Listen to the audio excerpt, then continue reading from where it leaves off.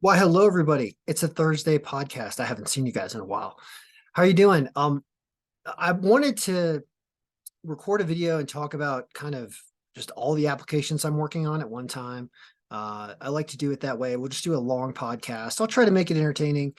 There's a bunch of things to talk about. I'm going to talk about four different sports. There'll be a sports element to this. And then we're going to talk about politics because, right now we're dealing with this debt ceiling problem, and it made me want to take a look at the House of Representatives and the Senate, and I created a pivot table about them with all the representatives and which party they're in and their names and everything.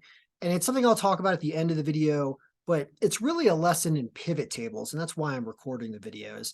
For those of you that ask me about learning how to create the algorithms and learning the thought process, I can tell you that it originates from a rather simple logical a step-by-step process, I should say.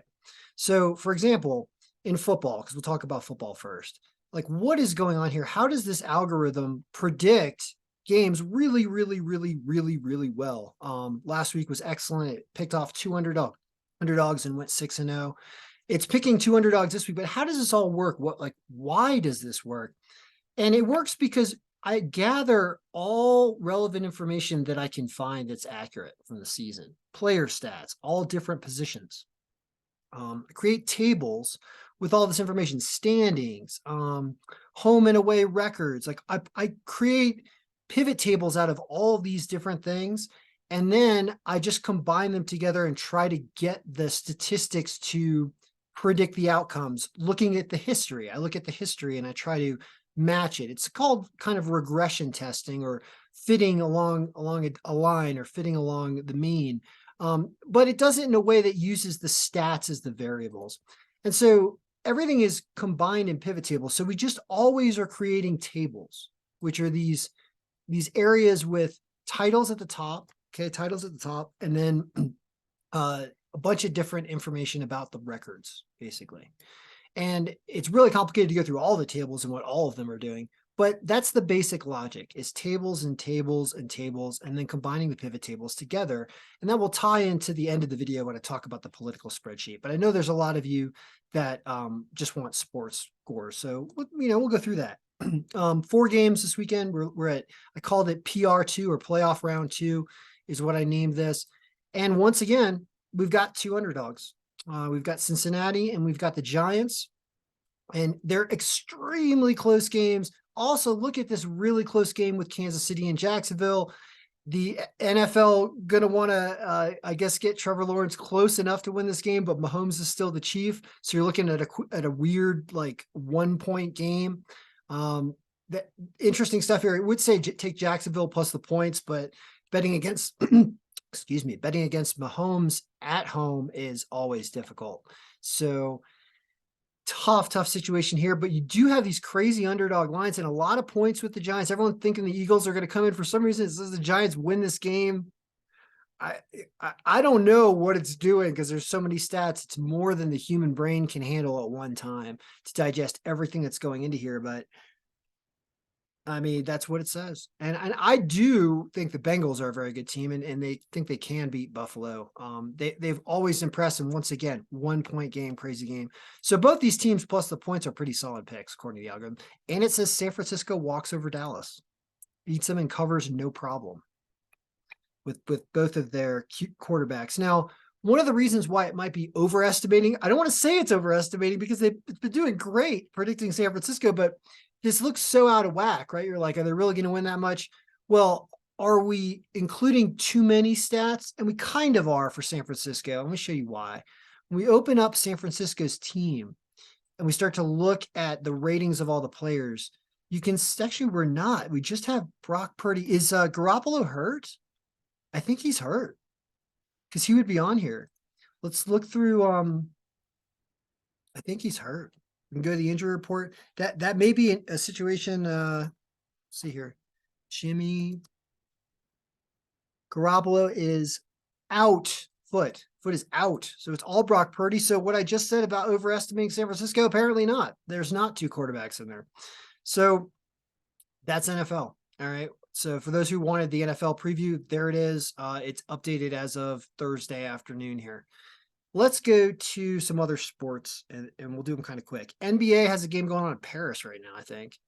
Um, there are no underdogs on this NBA list, which makes this part of the video really, really quick. It's almost in line with the odds makers. There are heavy injuries in the Nets Phoenix Suns game, so it makes things really difficult to predict. Sixers over the Trailblazers is probably about the best thing on here, given that Philadelphia is not hurting, and Boston over Golden State, but the line's not as good. So NBA is a really tough day. That's the NBA look. Let's go to college basketball has like 100 games or something. Yeah, college basketball is insane. And then hockey has 1,000,000 games today too. It's a huge day for sports, and this thing will take forever to go over. So what you can do is you can filter this. And let's continue along the lines of understanding pivot tables. So this is a massive pivot table with all the stats for all of her. I mean, do you know how many player stats there are in college basketball? There are 5,600 and something, 5,168 player stats. I mean, 300 and something schools, I think. Like this thing's enormous to be in one Excel file, but Excel can handle it. It's fine. So when you combine all the pivot tables and get your projections in here, you get this massive pivot table where you can browse using these things called slicers up here. And slicers are really helpful because when you're looking at something like college basketball, the teams that are going to win most reliably with this algorithm, and the algorithm is really excellent. I always say it's home teams above margin of 10%, which is right here. So how can we filter and search for that in this pivot table? Well, it's pretty easy. You click home, first of all. We're also applying a 5% home bump, by the way, which means I'm already bumping home teams by 5%, which is kind of appropriate. So we're just going to leave that there. But the ones at the bottom are really, really close games. Look how many home teams there are. Oh my goodness. There are, I mean, what is that? Like 50-ish, 51? A ton. Now, is there anything good in here in terms of margins above 10%? Well, you can filter here, like you can filter in any one of these areas and go to value filters greater than, and we want the percent margin to be greater than 0.1. I'm actually going to say 0.15 because we gave this a 5% home bump. So I'm going to do that. 0.15. And these are the teams you're left with. Now, historically, the algorithm wins on the money line about 90% of these games. That's right. 9 out of 10. I mean, you're going to have days where it's not 90 and you go 70% or something. I think yesterday was actually about a 70% game because there weren't very many games and we lost two of 6, I think. But generally it's about 90%. It's high 80s or 90%. It just is. It's what the numbers are. So all these teams are supposed to win, every single one of them, according to the algorithm. Now there's some injuries here for Memphis against Wichita State. So that one, I'd be very careful about that. And the algorithm is saying, watch out for that game because of the injuries. But the rest of them are good. Problem is none of them are at really good lines. Best thing you have is like minus 200 something, but they're all supposed to win. So your big round robin or parlay, or your high end thing where you're trying to hit like 8 out of 9 or 9 out of 10, it's these teams. But there are other games. So we're going to back out and we're going to look at all the games for a second. And we're going to look at just our underdogs, which are going to be games with the best lines. And we hit underdog over here. There are 2 home underdogs on here, which is fascinating because usually there are none. There's Stony Brook, which is injured though. So it's not that good because they're only 88%. But this North Carolina A&T, this is starting to look like pick of the day material. I'll explain why. You've got injuries on Towson. North Carolina A&T is at home, and they're at plus 220, or you get 6.5 points with them. So even though the margin is really negative, actually, when you don't apply a home bump, with the home bump, North Carolina A&T is apparently an excellent pick. Without the home bump, they're actually not on here, and they're on the other side. This is what it looks like with no home bump. You have more away teams up here like Tennessee Martin and William and Mary. I can talk forever about college basketball and it gets really boring because it's really technical. But that North Carolina A&T pick at plus 220, it's not going to win every time, but it's going to win more than 50% of the time according to the algorithm because it's a home team. So plus 220 is an excellent line. So we'll call that the pick of the day, even if it might not win because it's very close down there. It's a really excellent line. If you want picks that are going to win, like I said, go for those home teams at the top of the list at those minus 200 lines and such. These ones here, they 9 out of 10 probably will win. And on a bad day, it'll be 7 or 8 out of 10. And on a good day, it'll be 10 out of 10. So that's college basketball. Now there's hockey. A huge day for hockey. The one fun thing I like to see here was that number one pick of the day is my Capitals against Arizona. And they're only minus 208. So that will be me watching that game and rooting for the Capitals. Then you've got a really interesting game, a high scoring game supposedly between Tampa Bay and Edmonton. Tampa Bay just played last night. What's the second pick of the day? LA over Dallas? No, that's seventh. Sorry. Second pick of the day is Boston over the Rangers. Boston's such a good team. They fell down by a goal last night, came back to win 4-1. No problem. They are an excellent team. Some goaltenders not confirmed in that game, but you get anytime you get a reasonable line on Boston, it's like, take it. They are just really, really, look at how good they are. They're really, really good. I mean, they're the favorite to win the Stanley Cup right now, the way they are playing. You can't say no to that. Nobody is playing as good as they're playing right now. And then Columbus over Anaheim. Interesting. Two really bad teams, but it says Anaheim's really, really bad. So, I mean, Columbus is not a good team, so you're putting money on a bad team there, but there you go. Then you got Tampa Bay over Edmonton. Big scoring game there, slight underdog line. Does say LA over Dallas. Dallas blows a weird game to San Jose last night. Devils in Seattle. Look at the strength in this game. Thinks there will be a lot of goals and thinks the Devils barely pull this one off. All right. All right. So, hockey, big day. You can see just there's a lot to talk about. So now let's finish off political. All right. You don't have to turn off the video because it's kind of interesting. So I wanted to compile all the congressmen and senators just to see, like, today's the debt ceiling day, right? And they're probably not going to pass something in the House because why? Because, well, I offend a lot of people when I start talking like this, but I believe it to be true, which is I think that there's too much of the Republican Party is influenced by foreign money. And so when there's this slight majority, which is what we're looking at here in the House, okay, you can look at this a couple different ways. It says there are 222 Republican representatives in the House, 212 Democrat, and one blank, which is a vacant seat in Virginia because the representative passed away last year. So that's the 4th district, I think, in Virginia. Now, what I did here to get all this is I went to congress.gov, I believe it is, and they had all this information that I had to kind of massage it to get it into this exact table format. But what I grabbed are important things, and then we're going to add some things to this, and I'll show you how we adjust the pivot table and really organize data. Because if there's one thing that I should be doing on YouTube, it's teaching people how to organize data, because I'm awesome at doing that. I mean, nobody ever complains that my Excel sheets are not awesome, no matter what they're doing. So let's talk about how we got here. We put the name of the representative, whether or not they're in the House or the Senate, what their state abbreviation is, or district or territory. The district goes here, and then the party they're in, and I is independent, R is Republican, D is Democrat. And then there's information that came out and also shows how long they've served for. So when you get all this into this table, you just set up a pivot table, right? You just go, you highlight the data, and you go insert pivot table, and then you end up getting this where you can start editing this pivot table.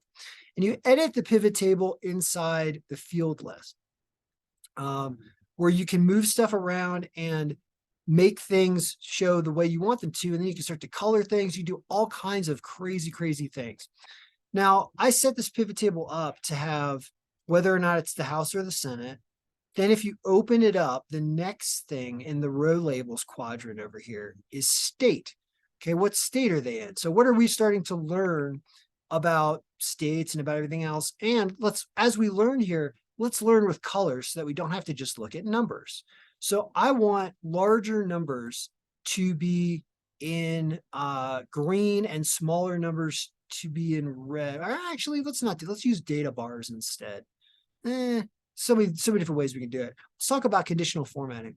So what happens with conditional formatting, which is right up here in the home menu, is you can start to, let's use data bars first. Use data bars as blue data bars. We're going to start to show the highest numbers have a big data bar and the lowest numbers have a small, to the left, lower data bar. How do we get this to apply to everything related to states and representatives? I just put this in one cell. So we actually have to edit this. Go back to conditional formatting, and there's manage rules under conditional formatting. And this rule we just created, we need to edit it. So we're clicking it and we're editing it. And we're going to apply it right here to all cells count member status thing. Click this thing up here. Now it's going to apply, once you press apply here, it's going to apply to all those areas. So when we're looking at just the house, okay, you start to see, we remove subtotals. Let's go into this pivot table and remove subtotals. Design subtotals do not show. Now we're starting to get something cool. Let's also get rid of grand totals for a second. Off for rows and columns. Now we're looking at the house by member, and it's kind of cool because we get to see where states have a lot of members that are Democrats or Republicans, right? Like California has a ton of Democratic representatives. What's the percentage here? It's going to be equals this divided by, you can do this inside the pivot table. I'm just going to do it to the right for a second. Plus this, plus this. So this will be the number of percentage of Democratic senators in a state, or sorry, Democratic representatives in Congress. This will be Democratic reps, like Dem percentage. And then you can do also the Republican percentage. All right.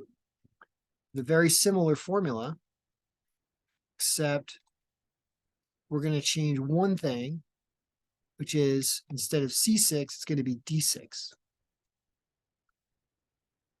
And now we do this, okay?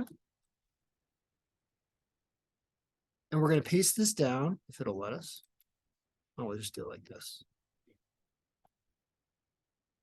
And now we're going to colorize this to make the largest percentages in green and the smallest percentages in red. And now all of a sudden, we can see where a state has the highest percentage of Democratic or Republican, and you can start to even open up to see who the representative is and what district they're in and all these crazy things. So it becomes a resource where as soon as you want to start doing analysis on this information, you now have this dynamic table that shows you stuff and starts to give you intelligence about stuff. So is California the most democratically represented state in the union? The answer is actually Illinois is more because 14 out of their 17 are Democrats. 100% in Massachusetts, 9-0. 88% in Maryland, 100% in Connecticut. What about the other way around? What are the most Republican states? Well, 100% Oklahoma was just there. I like Oklahoma. 100% Arkansas, 100% Iowa, 100% Utah, 100% Nebraska. Really? 100% Idaho. 100. Look at this. Look at how it flips around. Is this really interesting? Shows you the stark disparity in representation. And because are there no Democrats in these states? Are there no Republicans in these states, in Maine and Hawaii? The answer is, of course, we're split. And it just shows the difficulty in apportioning representation like this with only 435 representatives. But I wanted to bring this up for a couple of reasons. We have the debt ceiling, and I'm like, well, if simple majority ends up, dictating how we pass legislation, Republicans have a pretty big lead here. So we all got to work together to work. We shall be working together. We shouldn't be hating the other side. So the question is, well, why are the Republicans holding up something like the debt ceiling? And the answer is because I think a certain portion of these Republicans are influenced by foreign money, like George Santos, for example. It's being proven that that guy takes a bunch of Russian money, and that's why he's in the position he's in. He's a pathological liar, sociopathic narcissist that doesn't care about anyone else and just wants attention. And he's apparently taken a bunch of foreign money, and he's acting essentially as a foreign agent in our house. He needs to be arrested and put in prison for that, because campaign finance reform is something that has to happen. He should be an example of that, because he's probably one of the people holding this up, right? He's like, this slight majority is holding things up. And we need to start putting notes in here on people, and we'll find, Santos or DeVolder, whatever his name is. Here he is, right? And we need to start adding comments, right? So let's add a comment section. And the comment section for Santos would say needs to be charged with campaign finance, campaign finance crimes, because that's clearly what happened. This guy did not have any money and then lent $700,000 to his campaign, and he's not leaving after being proven a liar. It's clear he's violated campaign finance rules. That's why he's in the position he's in. And the people paying him, probably enemies of America. So somebody like this, now let's go back into the pivot table for a second. Go into here and let's create a slicer. Insert slicer, pivot table. There it is. Insert slicer. We're going to insert slicer for comments. We're going to show comments that we have on different people, right? Needs to be charged. Well, there's probably a lot of other people that need to have some notes on them. But once you start removing people that shouldn't be voting in Congress, you start to get numbers that start to look a little more reasonable, basically. So it's time to go through everything that's happening so that we can all start working together as Americans, because most of us want the same things. And it's our enemies that take advantage of our political system through abused campaign finance laws. Essentially, there are laws on the books due to Citizens United ruling years ago in the Supreme Court that allows a lot of untracked money into campaigns. It allows a mess of money that goes into PACs and things that coordinate with candidates even though they shouldn't. It's really destroyed our political system. And in order to get it back, we have to have free and fair elections, and we have to get the people out that are a symbol of attacks of foreign money on our political system. Santos is a clear violator of this and should not be voting. He doesn't represent anyone. You go to his district, nobody wants him in there anymore. So that means we need to update our rules. We need to update our rules. What do we do here? Yeah, I know. I'm going to break that. We're going to open up stuff. So anyway, I just wanted to do something other than sports. And I wanted to get a look at Congress. And this is a pretty interesting way to look at it. It also shows you the breakdown of the Senate, right? And there's 3 independents, but the independents are obviously caucusing with the Democrats mostly, which is why they call it a Democratic majority. Pretty fascinating stuff to go through this. Who are your representatives? There you are. Which district are they in? Or who are your senators? So pretty cool stuff. All right. So that's the podcast. I know I did a bunch of things, but if there's anything I enjoy doing, it is trying to teach people how organizing data and pivot tables, it liberates you when it comes to analyzing data and keeping track of things, because everything's just there and it's easy to browse through and check stuff. Because when you organize data like this, the first thing I did was I was like, well, do I have 100 senators? Because I didn't have 100 senators at first because I misclassified people when I was working on this. But let's go and add totals for a second to let's add grand totals on for both.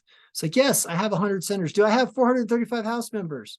The answer is I do. And we also have other members. I found out that, I knew this, but Eleanor Holmes Norton, the DC representative, doesn't get to pass on legislation. She's in here. She's DC. She would make 436, except she doesn't vote. She only votes in committee. So you got to pull her off of here. That's why the license plates in DC say taxation without representation, because they pay federal and District of Columbia tax, and Eleanor Holmes Norton does not get to vote in the House. So you learn something every day. We start working with this, and it's fun to do it because it just enables you to as I'm saying here, sift through data in a way that's so easy and intuitive that I think pivot tables are the way that my brain works. And I'm glad I found them. And I think that there's a reason why they exist. I had spoken with people at Microsoft years ago. And I spoke to a guy named Diego Oppenheimer about a program I was working on for genetic genome analysis and stuff like that. And he knew the guy who really worked on visualizing this field list. There was a guy back in like 2007-ish when they really released this to the public in this format with this crazy field list where you can drag and drop different areas, into your pivot table and start opening them up.